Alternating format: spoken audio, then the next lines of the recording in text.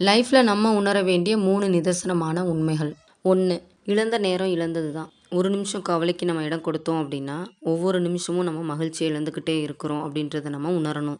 2. ஒரு நபர் மேலே கோவப்பட்டு தகாத வார்த்தைகளை பயன்படுத்தி அந்த நபரை திட்டுறோம் அப்படின்னும்போது, அந்த நபர் மட்டும் அதில் பாதிக்கப்படுறது இல்லாமல் நம்மளும் மனசளவில் பாதிக்கப்படுறோம் அப்படின்ற உண்மையை நம்ம உணரணும்.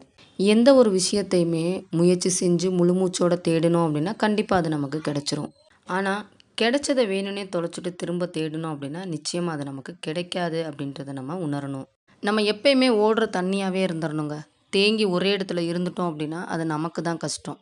ஏன்னா நம்ம என்ன செஞ்சாலும் குறை சொல்லணும் அப்படின்ற வாய் குறை சொல்லிக்கிட்டே தான் இருக்கும். அது நமக்காக செய்கிற விஷயங்களா இருந்தாலும் சரி, இல்லை மற்றவங்களுக்கு நம்ம செஞ்சு கொடுக்கக்கூடிய விஷயங்களா இருந்தாலும் சரி, அவங்க பிரச்சனைலாம் என்ன, நம்ம எது செஞ்சாலும் அதில் அவங்க ஒரு குற்றத்தை கண்டுபிடிக்கணும். அது மூலியமாக நம்ம செயல்படாமல் அமைதியாக இருக்கணும் அப்படின்றது தான். இதுக்கு காரணம் என்னவா இருக்கும்னு நினைக்கிறீங்க?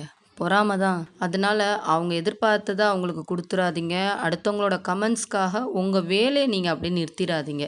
நம்ம ஒரு செயலை புதுசா செய்ய ஆரம்பிக்கிறோம் அப்படின்னும்போது, அடுத்தவங்கள நம்பியோ, இல்ல அவங்க கிட்ட குடுத்தா கரெக்ட்டா முடிச்சுருவாங்க, அவங்க சொன்னா கரெக்ட்டா தான் இருக்கும் அப்படின்னு நெனச்சோ, அந்த செயலை நம்ம செய்யக்கூடாது. ஏன்னா ஆரம்பத்துல நான் இருக்கிறேன், நீ கவலைப்படாத, ஆரம்பி அப்படின்னு சொல்லி நமக்கு தைரியம் குடுப்பாங்க.